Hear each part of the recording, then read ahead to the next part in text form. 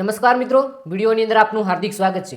મિત્રો, હાલમાં માયાભાઈ આહિરનો એક એવો વિડીયો વાયરલ થયો છે જે તમે જોશો તો કહેશો કે ખરેખર આવું પણ બની શકે। જી હા મિત્રો, તમને બધાને ખબર છે કે બગદાણા વિવાદની અંદર જયરાજભાઈ આહિરનું વારંવાર નામ આવતું હતું અને તેમની ધરપકડ પણ એસઆઈટી ટીમ દ્વારા કરવામાં આવી છે। હવે આપણે દરરોજની જેમ વધુ કંઈ સમજાવવું નથી, આવીએ મેન મુદ્દા પર।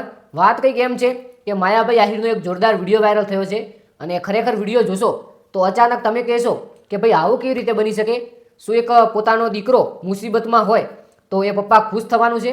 પરંતુ મિત્રો, તમે આ જે વિચાર કરો છો આ ખોટો વિચાર છે।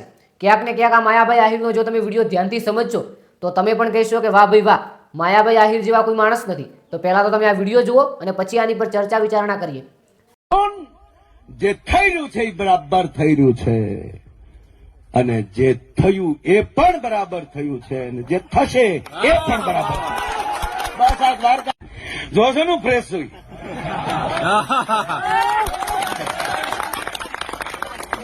કારણ કે હું ગીતાને માનું છું, ભગવાનને માનું છું। જે અર્જુન જે થઈ રહ્યું છે એ બરાબર થઈ રહ્યું છે અને જે થયું એ પણ બરાબર થયું છે અને જે થશે એ પણ બરાબર। બસ આ દ્વારકાધીશ કહીશ, હું નહીં। તો હા વિડીયો તમે જોઈ લીધો, જેની અંદર માયાભાઈ આહિર કહે છે કે જે થયું છે એ પણ બરાબર છે, જે થઈ રહ્યું છે હાલમાં એ પણ બરાબર છે અને આવનારા સમયની અંદર જે થશે એ પણ બરાબર છે અને રાઈટ છે।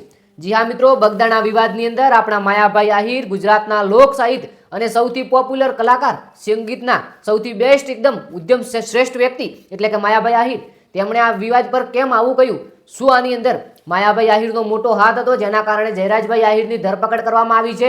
શું માયાભાઈ આહિર ખુશ છે કે ભાઈ જયરાજની જે ધરપકડ થઈ તેનાથી માયાભાઈ આહિર ખુશ છે? ના મિત્રો, એવું ક્યારે ના હોઈ શકે કે આ દીકરો તેમનો મુસીબતમાં હોય અને એક બાપ ખુશ હોય। પરંતુ મિત્રો, આ વિડીયો પાછળનું કંઈક રાજ અલગ હશે, કંઈક માયાભાઈ આહિરે અલગ વિચાર્યું છે। ઘણા લોકો કોમેન્ટની અંદર કહે છે કે માયાભાઈ આહિર તેવે કંઈ બનવાનું નથી, તે માટે હવે બીજું તો શું હોય તેના કારણે આવું કહી રહ્યા છે। ઘણા લોકો કહે છે કે માયાભાઈ આહિર ખાલી બહારથી દેખાવો કરી રહ્યા છે કે બરાબર થઈ રહ્યું છે, અંદરના રામ તો અંદર જ જાણે, એવી લોકો કોમેન્ટ કરી રહ્યા છે।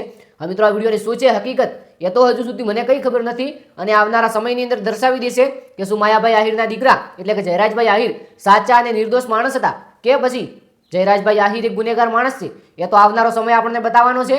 આ વિડીયો વિશે તમારું શું કહેવું થાય છે કે જે માયાભાઈ આહિરે કીધું છે એ સાચું કીધું છે કે પછી માયાભાઈ આહિરે ખોટું કીધું છે? કોમેન્ટની અંદર જરૂરથી જણાવજો। સબસ્ક્રાઇબ કરી વિડીયોને લાઇક કરી નાખજો। તમામ માહિતી સોશિયલ મીડિયા અને યુટ્યુબ ચેનલ દ્વારા લઈને આપવામાં આવે છે, ખાસ નોંધ લેવી। આ વિડીયો ફક્ત ઇન્ફોર્મેશન માટે બનાવવામાં આવેલો હતો, કોઈ પણ પક્ષનો વિરોધ કે કોઈ પણ પક્ષનો ભેરું એટલે કે તેમની પક્ષની અંદર નથી।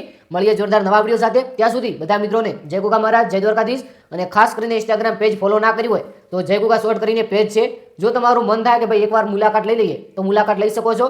જો ઇન્સ્ટાગ્રામની અંદર લખશો તો પણ આવી જશે, ડિસ્ક્રિપ્શનની અંદર પણ લિંક મળી જશે।